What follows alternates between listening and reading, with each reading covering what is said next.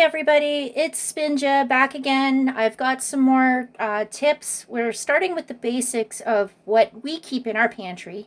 I'm going to give a disclaimer here. I'm acknowledging that yes, there are healthier ways of eating. There are other ways to acquire. If you can get your products from a farmer's market, if you're in that place where you can get fresh eggs, fresh milk, sea salt, churn your own butter, then by all means, please do. This is not an endorsement for any brand. These are just the basics that I have in my cupboard, and I'm sharing with you. These were the things, just as an example, that I was able to acquire when I was a single mom and living on a budget, and that's where my focus is right now because I know things are very tight for so many of us. And again, it comes back to use what you have access to. And I have found that sometimes it almost there's some with good intentions, but sort of make you feel shamed because you can't afford the farm fresh eggs or you can't afford different things. That will come, and you will find ways if you are committed to this journey and you want to change. It will fall into your lap. Right now, it hasn't quite fallen into our lap. And as things go and we're able to find sources, we will absolutely be sharing with you because we are on a tight budget just like everybody else. But if we can find a way to get better quality items, then you betcha we are. So I'm going to start out first of all. So what I have for the basics, and there are so many things that you can make here. So I've got the eggs. I just get large eggs, just your typical eggs. There's really nothing to it. 2% milk is another one that I use quite a bit. Okay, and then we have icing sugar, baking powder, which is different than baking soda. And here I've got the industrial sized artificial vanilla and extract. And again, yes, there are horror stories, and use what you have is where I'm at. If you could do better, do better. Again, with the table salt, sea salt is better for you, preferable. This is what we have. Then I've got cocoa. We've got butter. I've also thrown in yeast.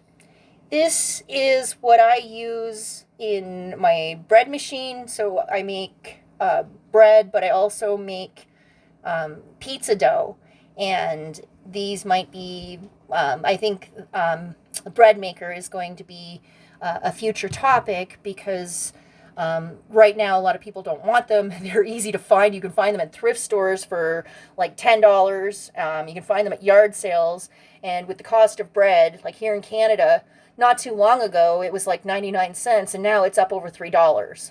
So, oh, I forgot flour. So we also have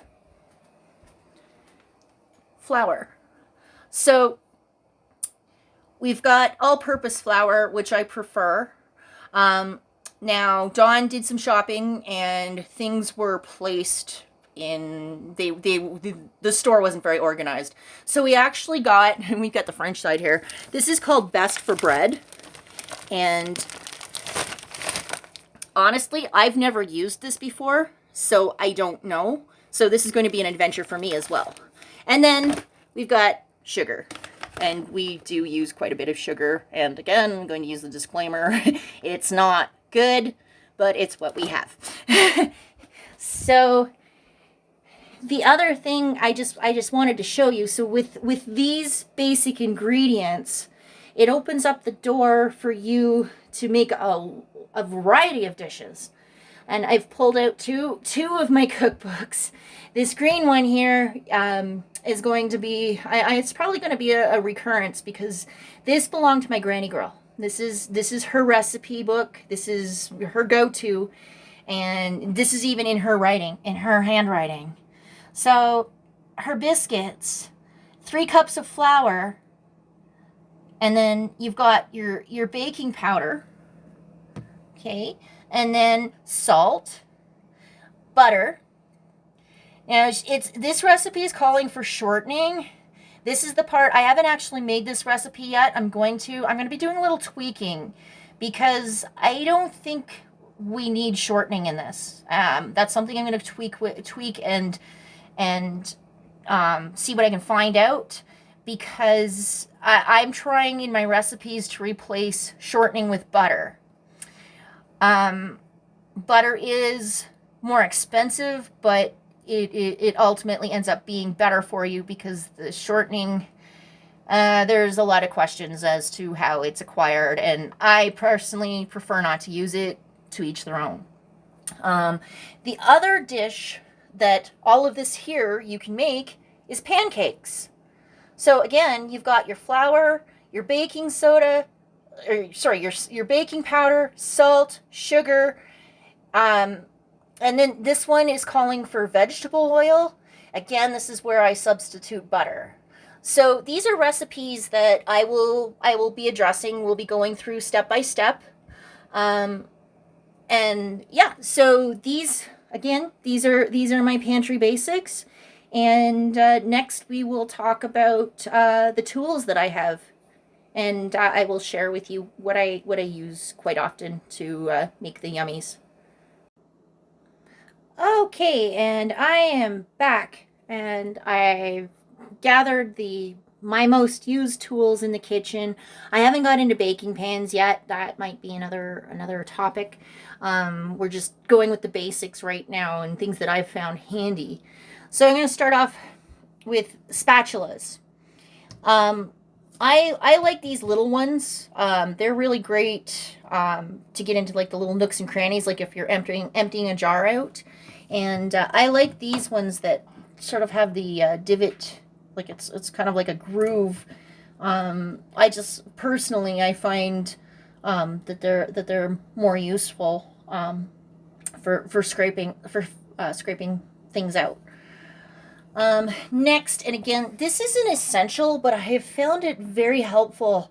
I really like biscuits. There's a recipe for they're like the biscuits that you get at Red Lobster. They're garlic and cheese, and they're covered in butter, and oh my goodness.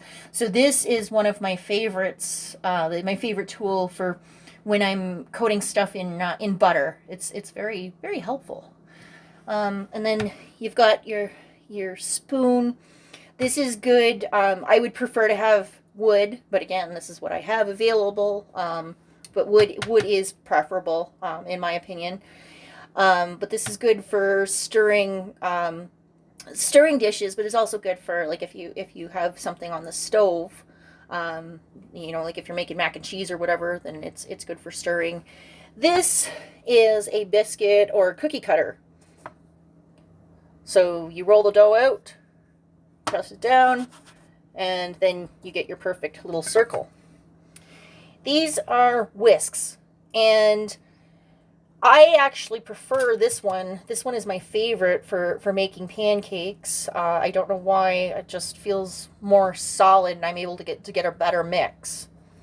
This is a new to me tool. This is a pastry. It's called a pastry knife. And so this is really good. I've used it for making biscuits and blending, but I've also found it handy. There's a recipe for squares that, again, I think that's something that I need to share with the world. So I will definitely be using this tool in the future, and I'll show you the awesomeness of it. I got it at the dollar store, and it might have been like maybe $2. And then this, it's pretty obvious, and I apologize if you know what this is, but thank you for bearing with me. This is a funnel, and I've found it useful. Right now, we're living in a town, and the water is heavily chlorinated, and so I've been boiling it and putting it in bottles in an effort to try to get rid of some of the toxins found in the water. So this has been very handy to pour the water into bottles. And then this, if you ever ask Dawn, these are my babies. These were actually my mom's, and it's probably going to date me. These are the real deal Tupperware, back when you could actually afford it. Well, the only reason I have them is because they were inherited. But oh, let me tell you, having all your measuring spoons, having them in one spot, so handy. And you can ask either of my boys if my measuring spoons aren't all together like this. I get crabby. And then again, it's the same measuring cups. So you've got your standard sizes with these ones, and I like it because they nest in each other. So you've got a cup, half a cup, a third, a quarter, and then you've got a tablespoon and half a tablespoon. And I love these because they nest in with each other and don't take up any space. And then my measuring cup. I do love my measuring cup. Now, one tip that I was told in regards to glass measuring cups, when you're using them, it's better, you get a more accurate measurement if you pour the liquid in and you go and you look at the lines from the inside. Oh, we're looking at millimeters here. I'm going to go to cups because, yeah, I'm in Canada. Yes, they push the metric system, but I'm going to say a large portion of us still use imperial. So that is, like, any recipes that I share is going to be imperial because it just makes more sense. That's how I've been cooking my whole life, and I am not into them changing the rules as we go. So anyway, where I'm going with that, so we've got the cup measurement here. So when I'm using this measuring cup, I would take it to the line on the inside to get a more accurate measurement, because then you've got the whole viscose thing. I am not a scientist, so I can't really explain it, but if you want to know more about it, there's definitely stuff out there. Always do your own research. If you don't agree with me, awesome. Check out other channels. I'm not telling you that I am the be-all and end-all. I certainly don't know everything there is to know, and I'm not going to tell you that I do. So if it resonates with you, awesome. If it doesn't resonate with you, then please go do your own research and find what does resonate with you, because I'm not here to tell you that's the way it is. This is what works for me and what has worked for other people that I know. We're going next to the rolling pin. Now, this is something a lot of people don't have. I survived quite a few years without one, but I've also found that it is quite handy for making biscuits, for making cookies, making pizza dough. So I would definitely recommend having one. And then last but not least is my cheese grater. This was actually my grandmother's cheese grater. So this has prepared many a meal. It's older than I am. And I realize it's not part of baking, but it is definitely one of my favorite essential tools. So that's it for and my mixing bowl. So we've got the mixing bowl, and it's pretty standard. I like this one because it's got a handle and it's got the spout. So like if you're making cake batter, for example, just makes it easy peasy pouring it into the pan.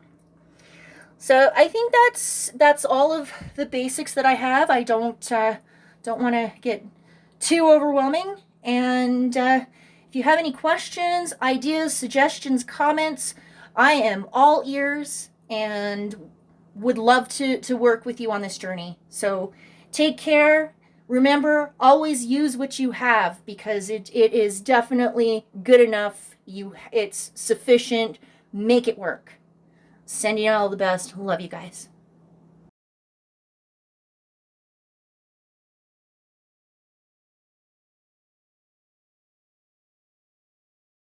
Hi guys, break time for a short message. YouTube will not monetize me, so if you enjoy my content and want to support my efforts, help me to cover my expenses by visiting my shop to buy yourself a beautiful orgone generator. Zendome's Orgonite are my unique brand, and they are ethically sourced, handmade, and double charged for maximum effect. They are only available through my website, www.KarenHoltonHealthCoach.com. orgonhealth.com. Many people are finding comfort with Zendome's orgone generators, commonly called orgonite. They are a simple compound which balance ambient energy by converting negative energy and EMF into positive healing energy with many easily confirmed health benefits. They are a simple compound with alchemic and energetic properties. These devices function as self-driven, continuously operating, highly efficient, negative to positive energy transmutation factories. They help diminish the harmful effects of electromagnetic frequency radiation by attracting and converting negative energies, retuning them into new and more healthful sound and light wave patterns. And they help to purify the atmosphere and accelerate plant growth. They also help stimulate positive mood and are a natural remedy for poor sleep patterns. When orgonite is within range of any corded or wireless electronic device, it will efficiently and continuously transform that energy into orgone as it is being transmitted. This essentially creates orgone energy transmitters out of any and all emitters of harmful negative energy. You can use these devices for focusing the mind, healing, meditation, and for spiritual growth. Zendome's orgonite are my unique brand of orgone generators, and they are only available through my website. Don't be fooled by imitations. Check out my website to see my latest selection at www.karenholtonhealthcoach.com. That's KarenHolton healthcoach.com. Check them out today. Now, let's get back to the show.